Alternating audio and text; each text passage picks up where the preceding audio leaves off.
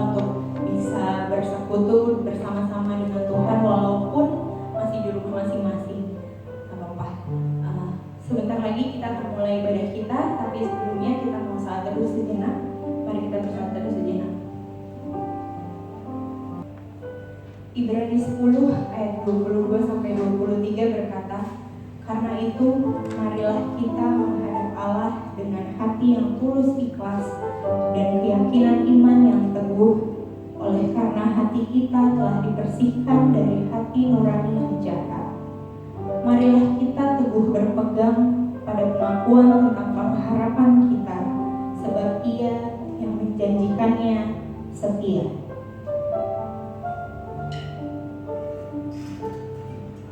Hanya Tuhan yang bisa memampukan segala apapun pergumulan kita, karena cuma Tuhan. Tidak ada emas perak permata, bahkan emas perak permata sekalipun tiada artinya. Mari kita menyanyikan Abba Bapa.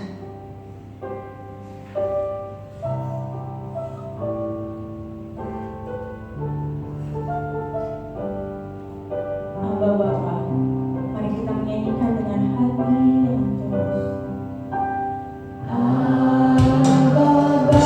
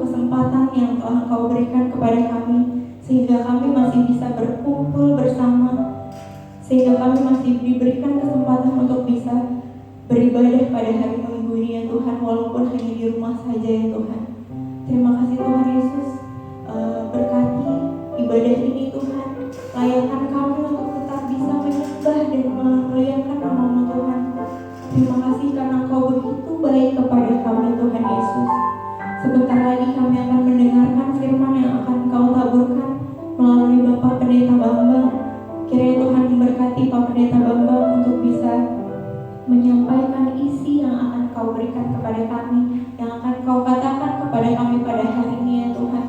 Berkati ya Tuhan lidah mulut pendeta Bambang, supaya pesan yang Kau sampaikan bisa tersampaikan dengan baik kepada kami ya Tuhan. Sebentar lagi kami akan mendengarkan firman Tuhan. Berkatilah kami, berkatilah kesiapan hati kami supaya kami bisa siap untuk mendengarkan firman-Mu ya Tuhan. Terima kasih karena Engkau akan memberkati kami semua. Engkau akan mempersiapkan hati kami ya Tuhan. Mengalirlah kuasa-Mu ya Tuhan. Mengalirlah Roh Kudus ya Tuhan. Mengalirlah di tempat ini ya Tuhan. Marilah kita menyanyikan. Terima kasih Tuhan Yesus. Kita katakan bagaikan tanah kering yang merindukan air. Bagaikan tanah kering yang merindukan air,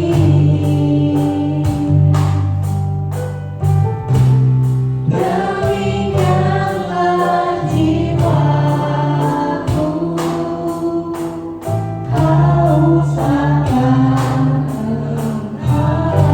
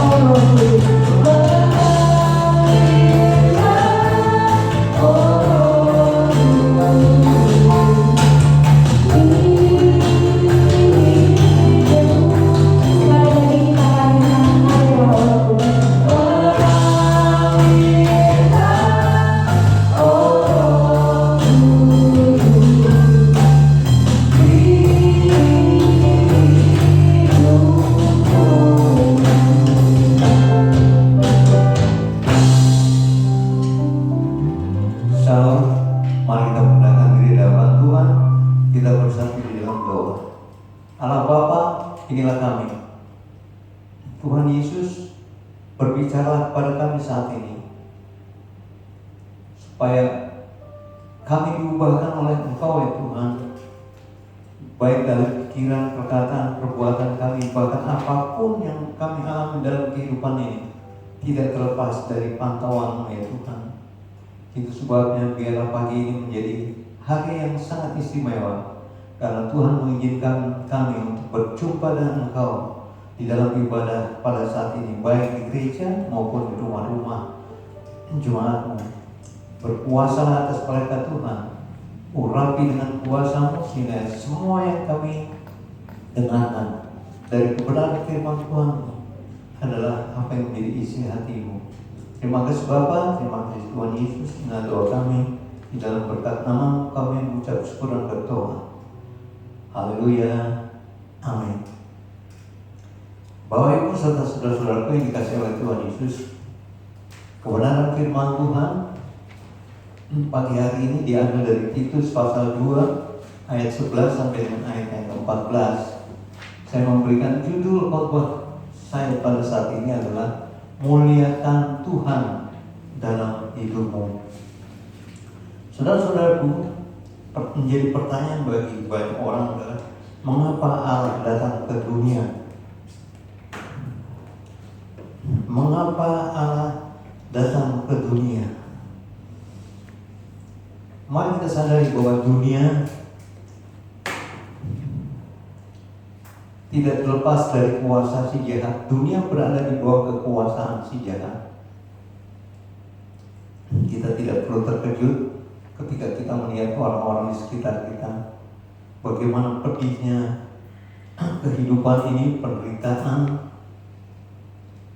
Ya. Manusia membutuhkan kemerdekaan. Manusia mengharapkan kasih yang tidak menghukum, tapi kasih yang yang tidak membuat perbedaan. Kasih tanpa syarat. Mari kita lihat kebenaran firman Tuhan ini. Dari Titus 2 ayat 11 sampai 14, ayat 11 berkata begini: karena kasih karunia Allah yang menyelamatkan semua manusia sudah nyata.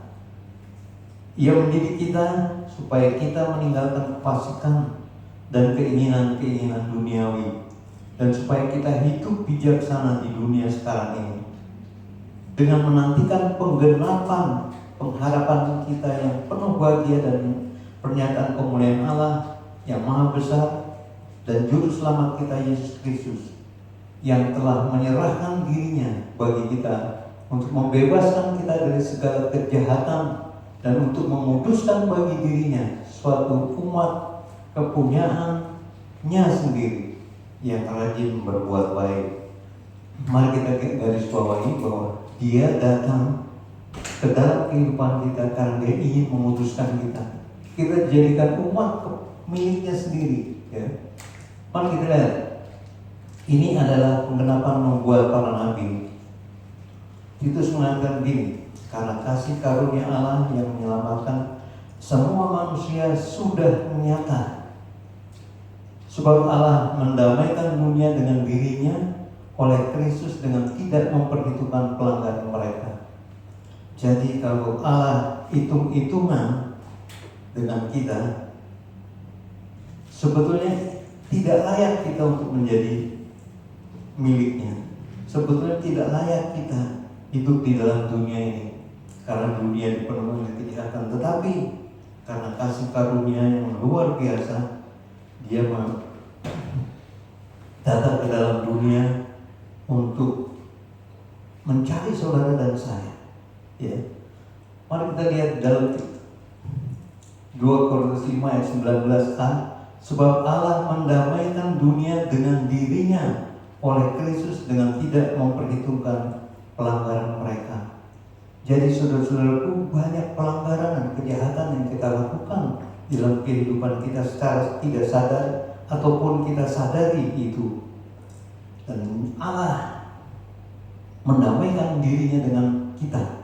Saudara dan saya, kita sudah diperdamaikan dengan Allah melalui apa? Melalui Yesus Kristus. Ayat yang ke-14 dari Titus pembacaan kita tadi, yang telah menyerahkan dirinya bagi kita untuk membebaskan kita dari segala kejahatan dan untuk menguduskan bagi dirinya suatu umat kepunyaannya sendiri yang rajin berbuat baik. Itu sebabnya saudara-saudaraku yang dikasihi oleh Tuhan Yesus, siapapun saudara dan saya, kita bertanggung jawab di dalam hidup ini untuk memuliakan Tuhan. Allah masuk ke dalam dunia untuk memimpin ke dalam hidup yang penuh pengharapan. Nah, seharusnya kita menjadi sangat terkejut setiap kali kita menyadari bahwa Allah yang telah turun, telah masuk ke dalam dunia untuk menghadapi si jahat dan penguasa dunia ini. Saudara dan saya, kita tidak mungkin bisa berdamai dengan Allah kalau bukan karena Allah menghendakinya. Nah, itulah yang disebut anugerah. Kita orang berdosa, tetapi Allah memberikan kepada kita jalan keluar. Nah, itu sebabnya kita harus menjadi sangat terkejut. Kenapa Allah mau melakukan seperti ini? Kenapa Allah mau mencari saudara dan saya, padahal kita adalah orang-orang yang berdosa? Tetapi Allah mengasihi kita dengan tidak mementingkan diri Allah sendiri, ya. Dan kasih Allah itu dinyatakan di dalam Yesus Kristus.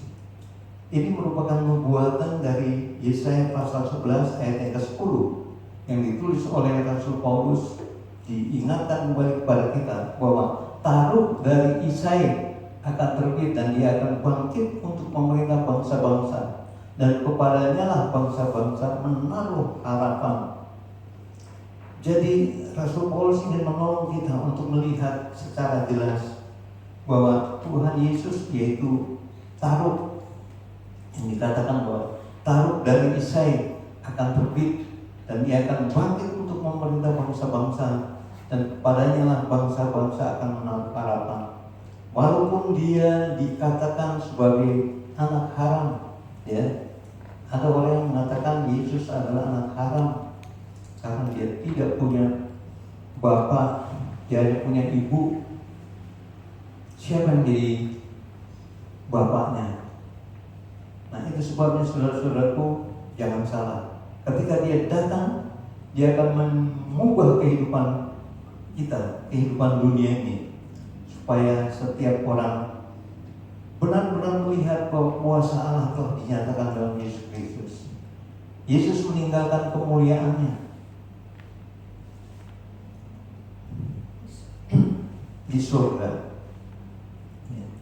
dan mengambil kedudukannya yang hina sebagai hamba, serta taat sampai mati untuk kepentingan saudara dan saya. Ya. Yesus sudah datang ke dalam dunia ini meninggalkan kemuliaan yang firman Tuhan katakan dia yang setara dengan Allah, tetapi tidak menganggap kesetaraannya dengan Allah sebagai perkara yang harus dipertahankan. Dia meninggalkan kemuliaannya di surga. Dia mengambil kedudukan sebagai orang yang hina, sebagai hamba, tapi dalam keadaan seperti itu dia taat sampai mati untuk kepentingan saudara dan saya. Luar biasa sekali. Nah, sebagai manusia ia merendahkan diri menjadi terhukum, semuanya karena kita. Itulah jalan yang dipilih Yesus Kristus untuk menunjukkan kasih Allah kepada semua manusia. Jadi Allah menunjukkan kasih-Nya, Dia memberikan putra yang tunggal Yesus Kristus supaya setiap orang yang percaya kepadanya tidak binasa melainkan beroleh hidup yang kekal. Jadi kalau Allah tidak datang ke dalam dunia ini, kita masih ada di dalam untuk kuasa dosa. Tetapi karena Allah sudah datang ke dalam dunia ini, Dia mati di kayu salib membebaskan saudara dan saya. Segala salah dan dosa kita telah dipakukan di kayu salib ketika Yesus disalib. Itulah gambaran yang sangat jelas dari kasih Allah yang dinyatakan kepada saudara dan saya. Itu sebabnya hidup kita akan memuliakan Tuhan ketika kerendahan hati dan pikiran Kristus terdapat di dalam kita. Sekali lagi, hidup kita memuliakan Tuhan ketika kerendahan hati dan pikiran Kristus terdapat di dalam saudara dan saya. Firman Tuhan katakan begini, hendaklah kamu dalam hidupmu bersama menaruh pikiran dan perasaan yang terdapat juga dalam Kristus Yesus. Sekali lagi, hendaklah kamu dalam hidupmu bersama menaruh pikiran dan perasaan yang terdapat juga di dalam Kristus Yesus. Saudara, kita dipanggil untuk hidup berkorban, ya. Kita dipanggil untuk hidup berkorban tanpa mementingkan diri sendiri, untuk memperdulikan orang lain dan berbuat baik kepada mereka. Itu sebabnya Petrus bertanya kepada Tuhan Yesus, Tuhan, berapa kali saya harus mengampuni, memaafkan orang yang melakukan kesalahan kepada saya? 7 kali kan? Yesus bilang bukan, tetapi 70 kali 7 kali. Nah, kalau hal itu ada di dalam pikiran dan hidup kita menjadi semakin menyerupai Yesus Kristus. Kita tidak akan melihat pada kepentingan diri kita, tapi kita melihat bahwa ada banyak orang di sekitar kita yang sedang merindukan keselamatan dari Tuhan. Dan saudara sudah memiliki keselamatan itu. Saudara sudah memiliki pikiran Kristus. Saudara sudah memiliki hati Kristus. Itu sebabnya dunia ingin melihat bahwa memang di dalam kehidupan orang percaya, orang Kristen terdapat kasih Allah. Hidup kita memuliakan Tuhan ketika kita sungguh-sungguh mengerti. Di dalam Titus pasal kedua ayat 12 katakan, Ia mendidik kita supaya kita meninggalkan kefasikan dan keinginan-keinginan duniawi. Perhatikan, Ia mendidik kita supaya kita meninggalkan kefasikan dan keinginan-keinginan duniawi, dan supaya kita hidup bijaksana, adil, beribadah di dalam dunia sekarang ini. Itu yang ingin dilihat oleh orang-orang dunia ini tentang saudara dan saya yang sudah memberikan hidup kepada Tuhan. Nah, itu sebabnya saudara-saudara, kehadiran Tuhan Yesus akan mengubah kehidupan kita. Di dalam Yohanes pasal 1 ayat 12 sampai dengan 13 yang sering saya ulang-ulang ayat ini, kita dijadikan anak Allah. Seberapa banyak orang yang menerima Dia, kepada mereka diberi kuasa supaya menjadi anak Allah. Orang-orang yang dilahirkan bukan dari darah dan daging, dan bukan pula oleh keinginan seorang laki-laki, melainkan dari Allah. Jadi saudara dan saya, kita sudah dilahirkan kembali di dalam Kristus Yesus. Untuk apa? Supaya hidup kita memuliakan Allah. Yang kedua, kita dijadikan umat kepunyaan Allah sendiri. Di dalam 1 Petrus pasal 2 ayat 9-10, saudara bisa membaca di situ bahwa dahulu kita bukan umatnya, tetapi sekarang sudah menjadi umatnya. Kita dahulu tidak dikasihani, tetapi sekarang telah memperoleh belas kasihan. Itulah yang akan terjadi dalam kehidupan kita ketika Kristus hadir dalam kehidupan kita. Kita dijadikan ciptaan yang baru. Dari 2 Korintus 5 ayat yang ke-17, ya. Jadi siapa yang ada di dalam Kristus, dia adalah ciptaan yang baru. Yang lama sudah berlalu, sesungguhnya yang baru sudah datang. Jadi saudara-saudara yang dikasih oleh Tuhan Yesus, hidup kita bukan hanya didiami oleh Roh Kudus, tetapi hidup kita harus menghasilkan buah dari kehadiran Kristus. Kita bisa baca di dalam Galatia 5 ayat 22 dan 23, buah roh ialah kasih, sukacita, panjang sabar, damai sejahtera, dan penguasaan diri. Itulah yang akan jadi bagian hidup kita. Kristus mengubah kita menjadi satu hal yang istimewa, satu hal yang mencerminkan kemuliaan Allah di dalam hidup kita.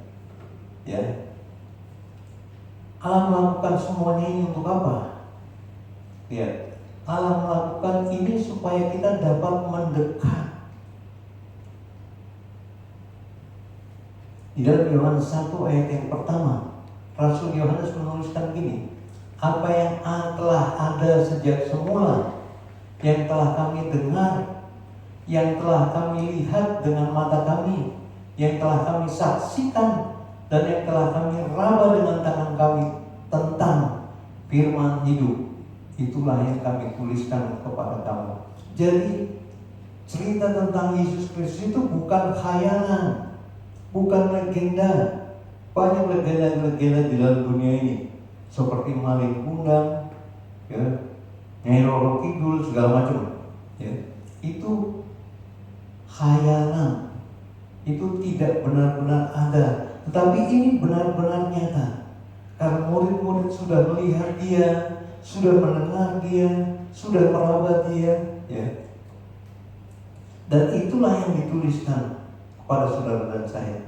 Jadi ketika kita sudah menerima Kristus sebagai Tuhan dan Juru Selamat, hal itu kita alami di dalam kehidupan kita. Jadi saudara-saudaraku, kita memuliakan Allah ketika hidup kita diubahkan oleh Tuhan. Allah yang kita sembah adalah Allah yang dekat, bukan Allah yang jauh dan tidak terjangkau. Ya, sekali lagi, Allah yang kita sembah adalah Allah yang dekat, yang tidak jauh dan tidak terjangkau.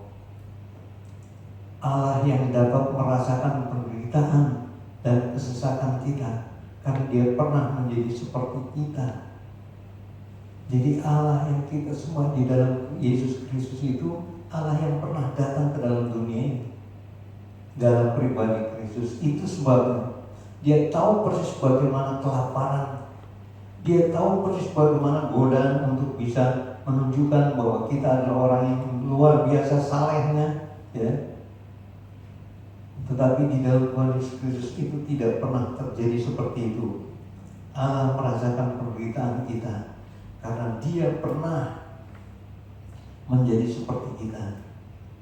Dia dianiaya, dia dihujat, dia dikatakan pendusta.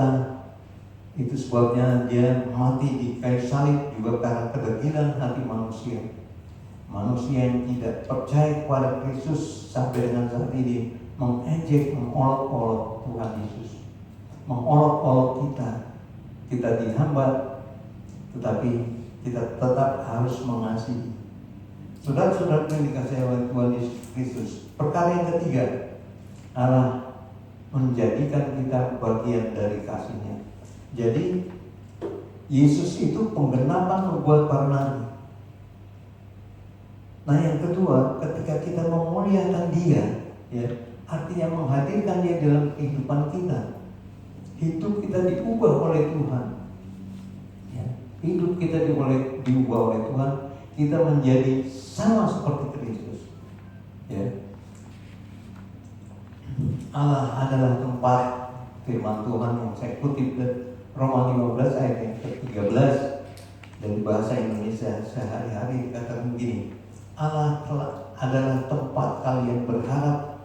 Semoga Ia mengisi hatimu dengan segala sukacita dan sejahtera, karena kalian percaya kepada-Nya, supaya dengan kuasa Roh Allah kalian makin berharap kepada-Nya. Jadi saudara-saudaraku yang dikasihi oleh Tuhan Yesus Kristus, betapa saudara penting buat Tuhan. Dia hanya melalui saudara dan saya, ya. Yesus menunjukkan bahwa kasih yang sejati yang berasal dari Allah adalah kasih tanpa syarat. Sekali lagi, Yesus menunjukkan kepada kita bahwa kasih yang sejati yang berasal dari Allah adalah kasih tanpa syarat. Kasih yang tidak membeda-bedakan kawan ataupun lawan.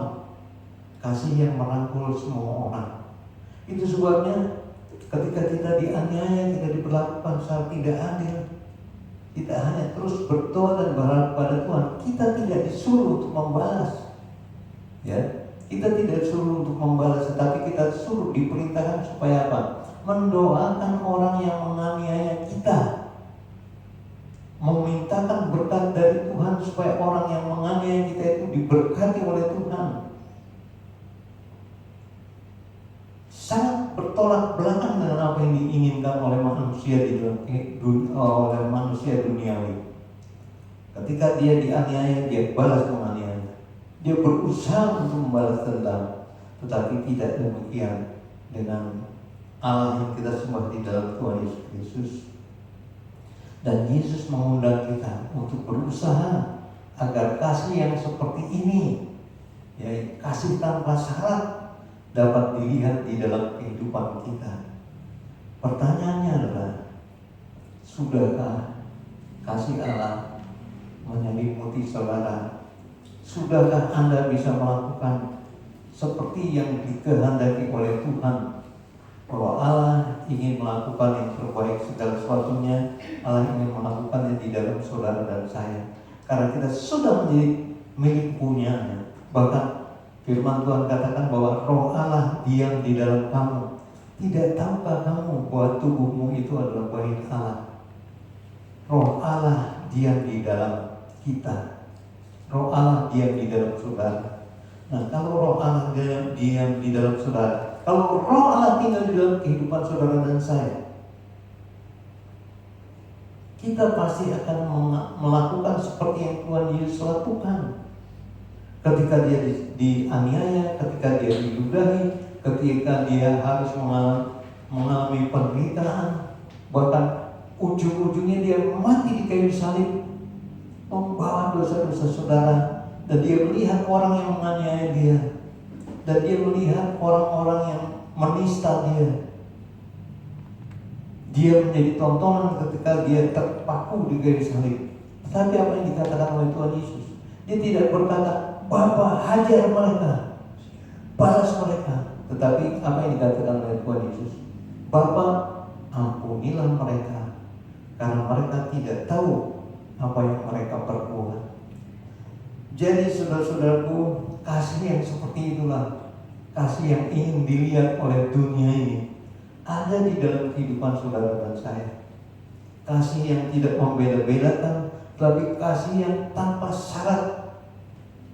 Kasih yang mengampuni, kasih yang merangkul semua orang, baik dia kawan ataupun dia lawan, baik dia yang menyukai kita atau dia yang membenci kita, sangat membenci kita. Itulah yang Tuhan kehendaki agar nyata di dalam kehidupan saudara dan saya, bahwa hidup kita betul-betul memuliakan Dia. Jadi apa yang harus kita lakukan supaya hidup kita memuliakan Tuhan? Pertanyaannya adalah sekali lagi, jadi apa yang harus kita lakukan supaya hidup kita memuliakan Tuhan? Mari kita lihat di dalam Kolose 3 ayat 17. Dan segala sesuatu yang kamu lakukan dengan perkataan atau perbuatan, lakukanlah semuanya itu dalam nama Tuhan Yesus, sambil mengucap syukur oleh Dia kepada Allah Bapa kita. Jadi ketika kita melakukan segala sesuatu, lakukanlah di dalam nama Tuhan Yesus Kristus. Kita tidak mungkin minta pertolongan Tuhan. Kita tidak mungkin di dalam doa kita, Tuhan, saya ingin mencuri, berkatilah saya Tuhan, supaya pada waktu saya mencuri, saya tidak ditangkap, ya, terus akhirnya melakukan pencurian. Nah, jadi saudara-saudaraku yang dikasih oleh Tuhan Yesus, mari kita lihat sekali lagi. Dan segala sesuatu yang kamu lakukan dengan perkataan atau perbuatan, lakukanlah semuanya itu dalam nama Tuhan Yesus, sambil mengucap syukur oleh Dia kepada Allah Bapa kita. Haleluya. Mari kita lakukan segala perkara ini dalam kehidupan kita. Amin. Mari kita bersatu dalam doa. Allah Bapa yang kami sembah dalam Tuhan Yesus Kristus, kami bersyukur Tuhan karena kami dilibatkan oleh Tuhan di dalam mengasihi orang-orang di sekitar kami. Mereka membutuhkan keselamatan Tuhan. Mereka membutuhkan Engkau supaya Engkau juga menjamah mereka. Namun mereka tidak tahu bagaimana caranya menghampiri Tuhan.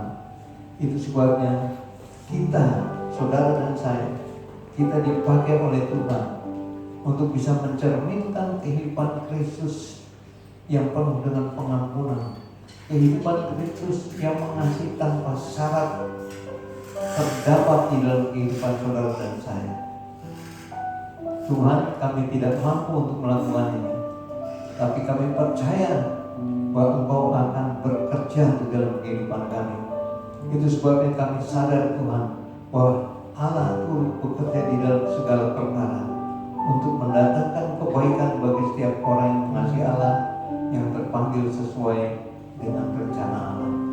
Terima kasih Tuhan, ini doa kami. Di dalam berkat nama Tuhan Yesus kami mengucap syukur dan berdoa.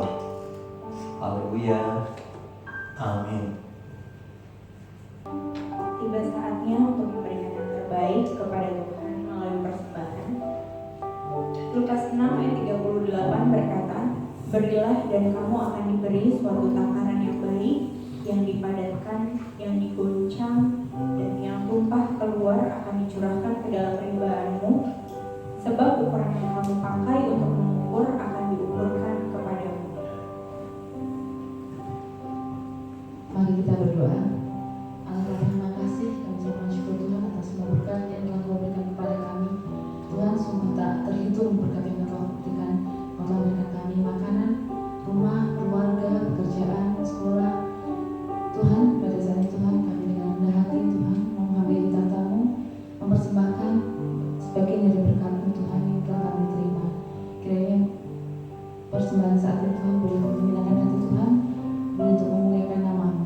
Tuhan, berapi setiap tangan orang yang mengelola persembahan ini, Kau berikan hikmat, Kau berikan rasa takut akan Tuhan. Biarlah Tuhan semua berkat yang Kau mau berikan kepada kami juga menjadi berkat buat orang lain dan buat melayani Engkau. Terima kasih Tuhan, hanya dalam nama yang kudus kami berdoa. Amin. Saya akan membacakan warta dan informasi. Penetapan Gubernur Provinsi Banten berkenaan dengan perpanjangan PSBB dari 21 Oktober sampai dengan 19 November 2020. Percayalah, Tuhan pasti menolong kita mengatasi COVID-19 ini. Bagi jemaat yang ingin menitipkan persembahan, harap datang sebelum pintu gereja ditutup pada pukul jam 8.45 atau jam 9:15. Tetap sehat, kuat, dan sukacita. Tuhan Yesus memberkati.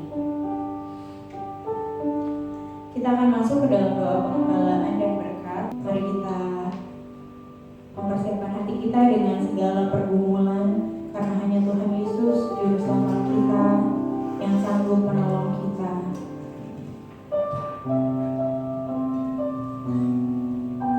Besar setiap Tuhan di hidup kami. Mari kita menyanyikan dengan penuh hati yang tulus. Kau harus berjalan dalam lembah kegelapan.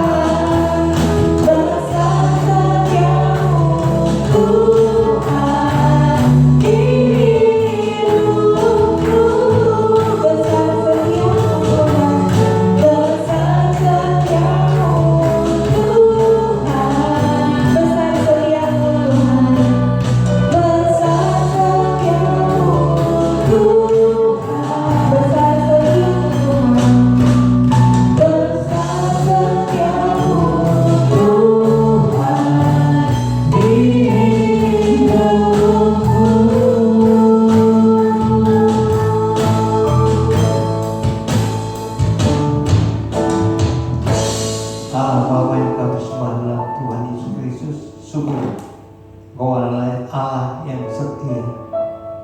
Allah yang berjanji adalah Allah yang setia. Dan Engkau menyatakan kesetiaan-Mu dengan cara menyertai kehidupan kami sampai dengan saat ini.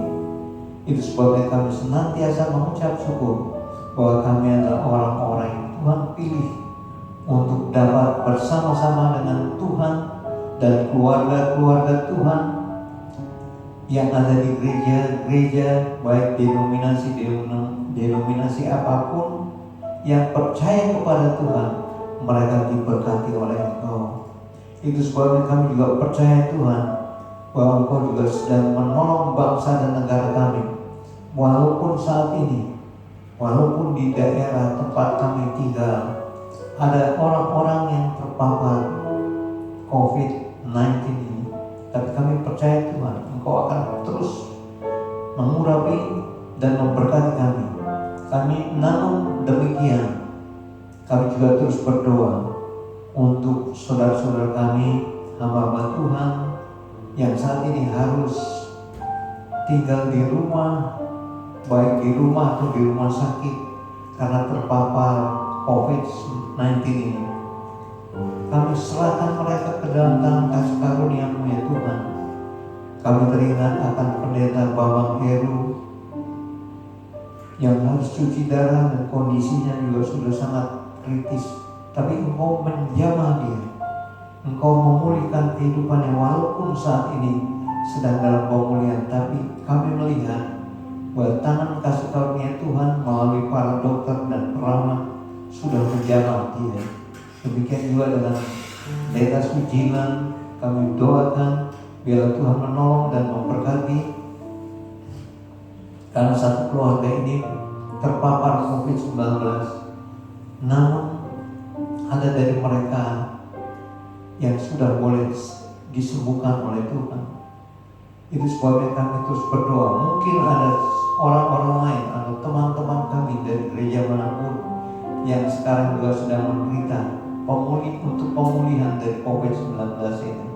Kami doakan mereka Tuhan. Kami juga terus berdoa untuk hikmat yang Tuhan berikan kepada pimpinan-pimpinan negara kami ini, supaya mereka senantiasa melakukan yang terbaik bagi Tuhan, agar Tuhan juga melakukan yang terbaik bagi dia. Bukan berarti kalau kami berbuat baik lalu Tuhan berbuat baik, bukan seperti itu. Tetapi karena kami sudah menikmati kebaikan Tuhan, kami rindu teman-teman kami, siapapun mereka yang belum mengenal Engkau sebagai Tuhan dan Juru Selamat, Engkau juga menjamah mereka, karena Engkau adalah jalan, karena Engkau adalah kebenaran, dan karena Engkau adalah kehidupan itu sendiri. Terima kasih Bapak, Presiden Jokowi dan Pak Ma'ruf Amin sebagai Presiden dan Wakil Presiden. Kami doakan, walaupun dicerca oleh orang-orang yang membenci mereka, oleh kelompok-kelompok yang membenci Presiden kami, tapi kami tetap percaya bahwa pemerintahan akan berjalan dengan baik karena Tuhan menyertai. Terima kasih Bapak, terima kasih Tuhan. Kami juga terus berdoa bagi gereja-Mu di dalam pelayanannya saat ini, walaupun dalam situasi yang seperti ini, tapi Tuhan menolong dan memberikan hikmat kepada kami untuk melakukan apapun demi kemuliaan nama Tuhan. Itu sebabnya baik keluarga-keluarga sidang jemaat kami doakan supaya mereka senantiasa dipimpin, senantiasa disertai oleh Tuhan, dan senantiasa diberkati oleh Tuhan. Kami juga berdoa bagi keluarga kami, siapapun mereka yang harus kehilangan pekerjaan karena COVID-19 ini, yang harus bekerja di rumah dan penghasilannya dipotong. Kami juga terus berdoa buat mereka-mereka yang sedang mencari pekerjaan karena di PHK. Kami minta pertolongan ya Tuhan, agar siapapun jemaat-Mu yang ada di gereja ini akan ditolong oleh Tuhan. Kami juga berdoa untuk anak-anak sekolah, baik tingkat SD, SMP, SMK, SMA, bahkan perguruan tinggi. Kami doakan mereka supaya mereka walaupun harus belajar melalui online, tapi kami percaya Tuhan ikut campur tangan dan menolong mereka. Terima Terima kasih Bapak, terima kasih Tuhan. Kami terus berdoa untuk saudara-saudara kami yang saat ini sedang mengalami sakit penyakit, siapapun mereka. Kami teringat akan Ibu Lydia, kami teringat akan Ibu Wahab, kami teringat akan Ibu Hutabara, kami teringat akan saudara-saudara kami yang lain yang tidak mungkin disebutkan satu persatu di dalam keadaan mereka saat ini. Berikanlah kepada mereka damai sejahtera-Mu, berikanlah kepada mereka penyertaan-Mu ya Tuhan, supaya mereka dapat melihat bahwa hidup bersama dengan Tuhan Yesus adalah hidup yang penuh dengan kasih karunia dan berkat-berkat Tuhan. Itu sebabnya saudara-saudara yang dikasih oleh Tuhan Yesus, serahkanlah hidup saudara kepada Tuhan. Muliakanlah Dia di dalam hidupmu, karena hidupmu adalah mencerminkan karakter Allah. Hidupmu menjadi berkat bagi orang-orang di sekitar. Terima kasih Bapak, terima kasih Tuhan. Inilah doa permohonan kami yang kami panjatkan tidak dengan nama lain, melainkan hanya di dalam nama Tuhan Yesus yang menjadi juru selamat dan penebus dosa kami. Saudara-saudaraku yang dikasih oleh Tuhan, terimalah berkat Tuhan, kasih karunia dari Allah Bapa dan damai sejahtera dari Tuhan Yesus Kristus, kuat kuasa pimpinan dan penyertaan Roh Kudus menyertai saudara sekalian dari saat ini sampai Tuhan Yesus datang untuk yang kedua kali. Haleluya. Amin.